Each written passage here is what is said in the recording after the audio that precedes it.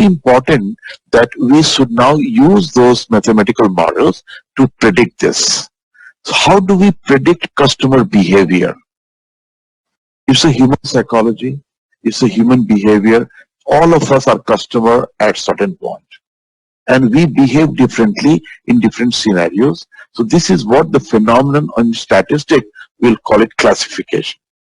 And we'll go in more details about classification and how this pattern will help us to determine customer behavior, right? And several examples will be given. Then we talk about predict or estimate a value regression. How can we estimate a value? So now most of the time our shareholders or our, the sales head, they ask us the number. Tell me what is the number you're going to close in this quarter. Looking for estimating value. Based on what? Just based not on the gut that, okay, I feel like I should be closing $1 million. It doesn't work, right? You should not feel like, you should tell me why you are saying you'll close $1 million. Okay. Do you have pipeline of $5 million? Do you have all qualified custom prospects which has indicated, given you all this qualification, right? So these are the indication and qualifier will help you, and this regression techniques will help us to determine or estimate a value, right? Then we talk about segment of population, clustering. Now, in case of doing some kind of sampling or marketing campaign or launching a product or services, you need to target a population, test the population according to the age, according to the gender, income group or geolocation, and you then model it, then you cluster it, right? This is what we talk about clustering. So that you should not be sprinkling the bullet across the population. It doesn't work. It may work, but it's very cost intensive. So now scientific method is go very, very segmented and do the modeling based on that. And remember, there are several instances given that sometimes Pepsi ran the campaign. They thought that it's going to be globally hit.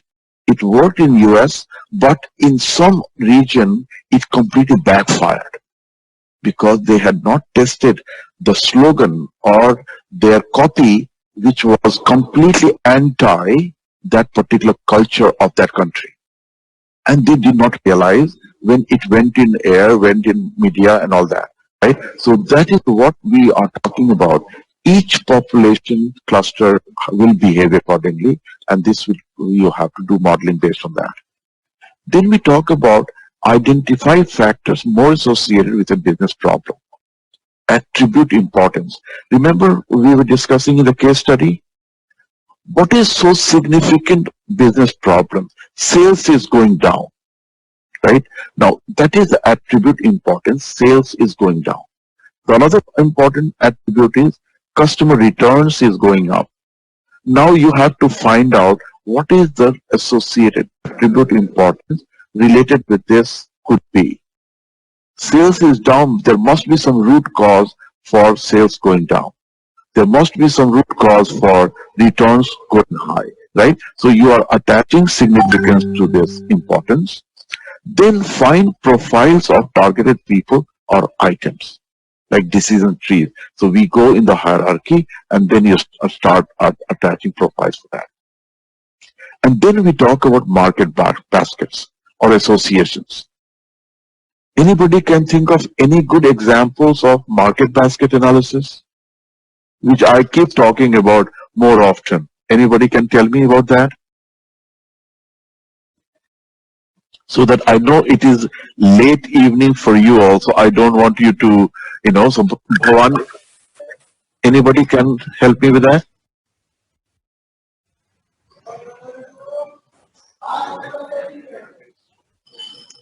Now, you go in shopping most of the time, either you go to grocery or you go to anywhere else, right? What do you see sometimes? You are asked to purchase, let's say, a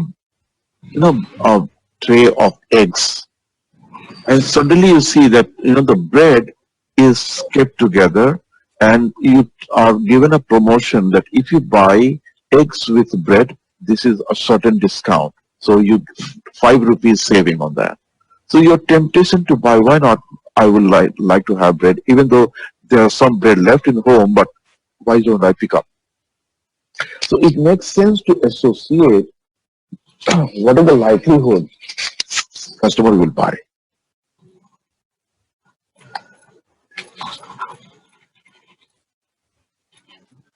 Right? So now with that associations, you are promoting your product which may be expiring in a day.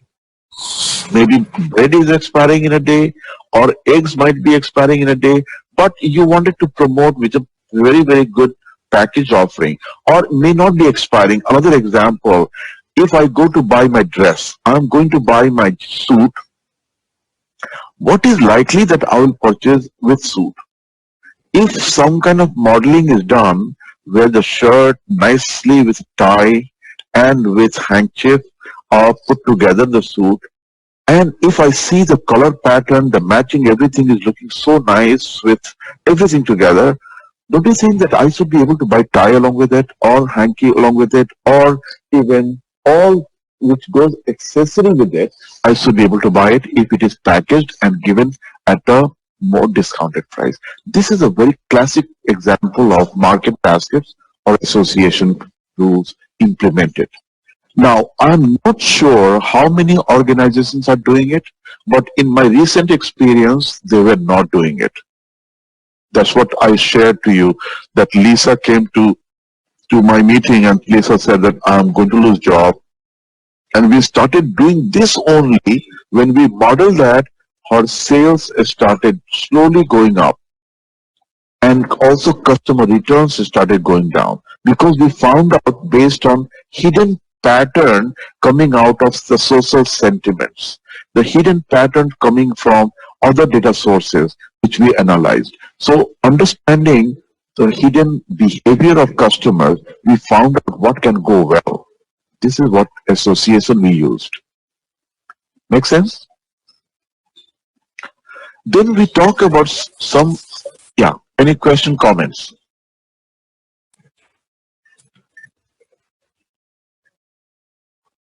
Okay, so I go on. So unless you stop me, I will assume that you are understanding and you can relate with what I'm saying. Now there are different approaches, right? So once you understand that, then our methodology programming will become very easy, and all this will be so easy for business purpose as well. So classification arranges the data into predefined group of classes, e.g. good mails versus spam. Example, regression. If I'm doing regression, I'm trying to determine exact value, forecasting future price of a stock.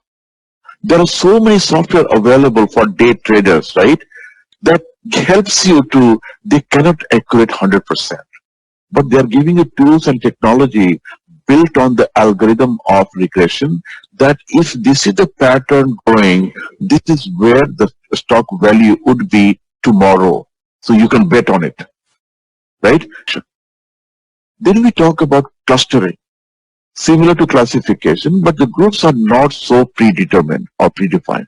So the algorithm will try to group similar items together, healthy versus diseased genes. In gene sequencing, what is the thing which you're trying to do? You're trying to evolve the patterns, and you basically tease it apart, the gene pairs, and then you identify the traits or characters of that. And in one of the biotech firm, I was taken there to show me that how they do analysis of so many, the gene sequencing patterns evolving, and how they analyze based on the clustering. R is heavily used in biotech field for doing all this analysis based on these approaches. And then I talked about already association rule learning, searching for relationship between variables. Now you know the variables. You have bread, you have eggs, you have juice, you have milk. All these are variables can be associated with. So data classification is a two-step process consisting of a learning step which is what we call classification, is constructed. So first you learn, and then you apply classification where model is used to predict class levels for given data. Right? This is typical example of machine learning. First you try to learn, right? So the where the classification model is, so you construct the classification model, and then you put that model into practice to run that, right? And then automatically the data is now driving that. Example I was thinking in my mind, or I see that every day, is Google driverless cars. Now you know that Google has already announced they are giving car, which is driverless cars, to 500 employees in here, Mountain View, where I live. We're very close to Mountain View, and I see cars are lined up there. What it means, they have been practicing this for last so many years. So what they were doing in the first process, they were creating the model how the car is driven. So a driver is driving the car, and on the driver's seat, the person is recording all the software algorithms, right?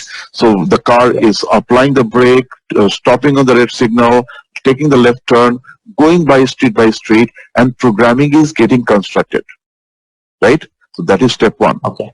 Second step is now I'm putting the same algorithm which is constructed into the car and let car run based on the algorithm which has been optimized and modeled. So now the moment I switch on the car, the programming comes into action. And now the programming is telling car to reverse, take this. Now you have said that, okay, I wanted to go to my Oracle headquarters in Redwood Shores. Okay, now programming has already acted upon that from here, based on the GPS, it will go from this location to that location. And the moment any red traffic signal is, you have to slow down. Any vehicle, let's say 30 meters or 50 meters, you have to slow down, right? I'm giving you some example like that. So now programming is acting and car is running on its own, driverless car. So now regression analysis is a statistical methodology that is most often used for numeric prediction. I'll indicate it to you, right? Like sales value projection, stock value projection, all that, right? It's a statistical process estimating the relationship among variables. Many techniques for modeling and analyzing several variables focus on the relationship, right? And that is basically one or more independent variables. So now I'm talking about variables, and we'll be working with a statistical term going forward, right? And I'll define all of them as we go along. Then we are talking about widely used for prediction and forecasting. So regression, correlation, variance, covariance, then classification, all these terms, you will start resonating, right? You will think, oh my God, this is making a lot of sense. Because if I know this, classification I related, these guys must have done a lot of mathematical modeling before launching the Google car on the street, right? It's not that easy. They must have done several iterations of programming. They must have driven that car. And I'll tell you, since last 5 years, I have been watching. Because when I drive to my work, I see Google cars with the rotors on the top and two persons, and they keep driving. And one day I could not stop myself. They were stopped in a sight. I stopped myself and I went in there. What you guys are doing? And I started interacting. I said, I'm from Oracle and I wanted to know what you guys are doing. Then he explained to me.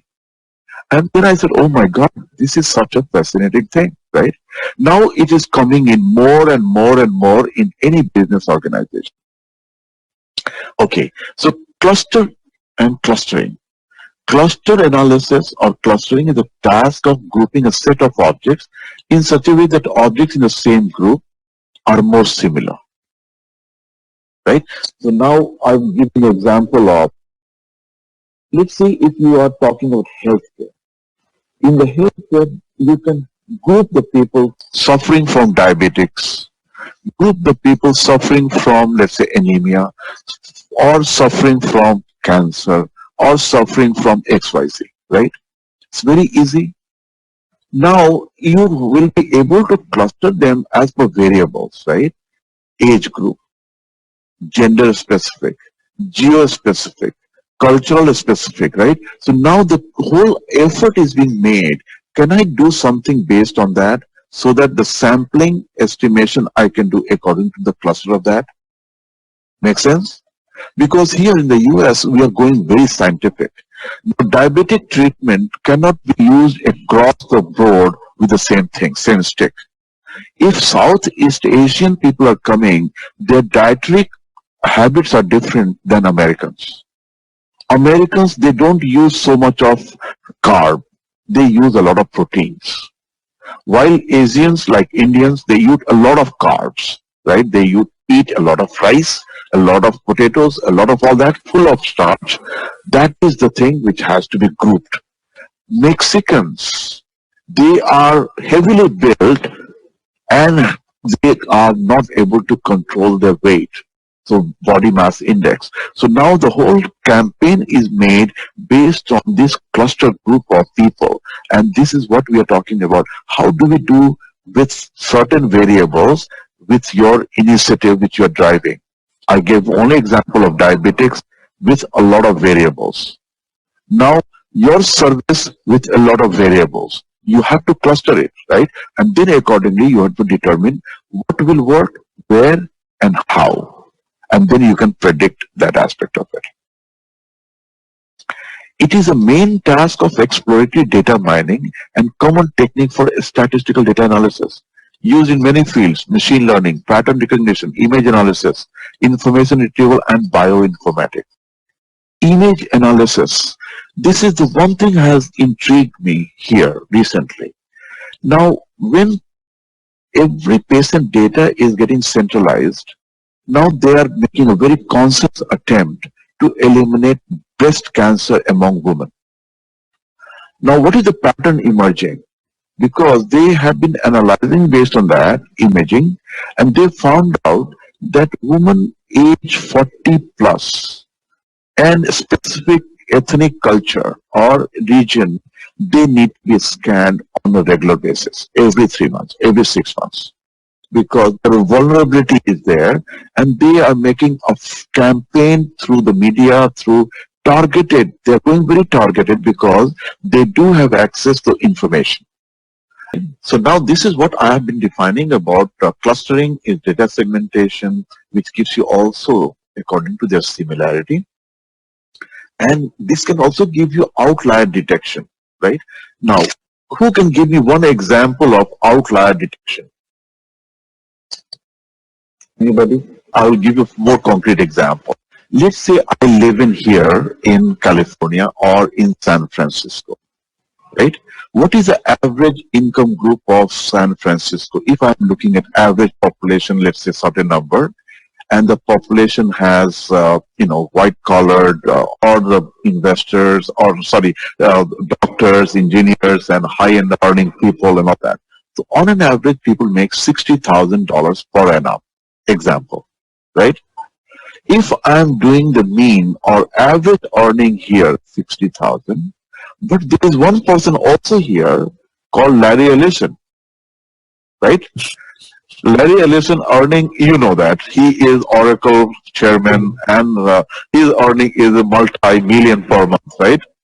So per annum package of his salary, if I put it into the average of San Francisco, what will happen? It will skew the whole average, right?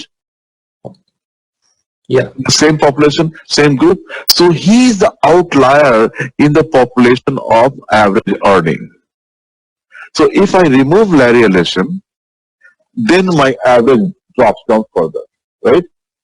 Automatically, this is what the outlier detection I'm talking about. Who is skewing my cluster? And then I'm talking about this association rule, right? So this, you all understood that. Example I gave you in the last discussion, and people who have just joined, they can relate with, right? So you remember I gave example of Costco. Costco is like Reliance Food Mart, food chain, which is there, right? Visualize that on the shop floor, Those people are not so literate, they are not so educated, and they are not so smart to figure out how many products would expire in a day. And especially when you have a large perishable item, this is so important. So how are you going to indicate, alert them that these products are going to expire in next 24 hours?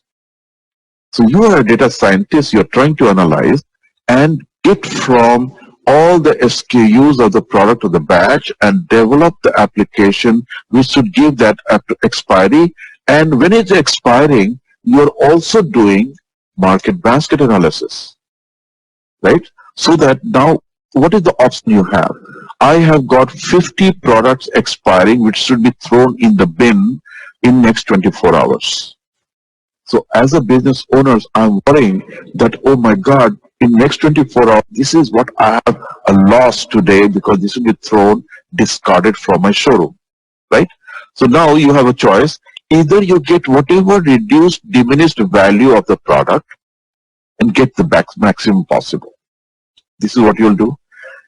Even if you cannot do, then you can distribute free, give it away to the social neighboring people, so that at least before it expires and gets thrown in the dustbin, at least whatever social charity you can do that, right?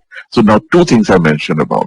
One is diminished value. So what you will be doing as a data scientist, you will find out how many products are expiring, build that association rule that before it expires, immediately you take that product out from the shelf, package it together with something, create a special promotion, brand it, and keep it near point of sale. So that people, when they're taking the product out, they should do that. Who will inform the shop floor guy? Your system alert should inform them. This is what I'm talking about, the flow. When you do the analysis, build the algorithm, put it in the system flow, give them alert on their PDAs or on their smart device, so that shop floor manager is getting all alerts and they are telling what to do. They are told what to do. Don't leave it to them that they know that. No, you have to tell them, this is what you have to do. Take this product out, package with this, brand with this, and now display. Right? This is what we literally hand-holded in our retail example of Lisa case. This can be used for cross-selling, upselling, in addition to influencing sales promotion, loyalty programs, store design, discount plans. Very important characteristics, and data is all available for you, right? Because this is what you are playing with data, analyzing on that. Decision tree. This is very classic example again for decision support. It uses tree-like graph, and it is commonly used in operation research, specifically in decision analysis, to help what is most likely to reach a goal. It's a true-false statement, right? So you are basically going by, if this is happening, go further. If not, go back to your loop again. Find out more. How many times you have seen this? And you are not leaving this to your gut again. You are finding true and false statement, and you are putting the variable here. This is, if you meet this, then it is true. If it is not, it is false, right? And this decision tree helps into your decision making.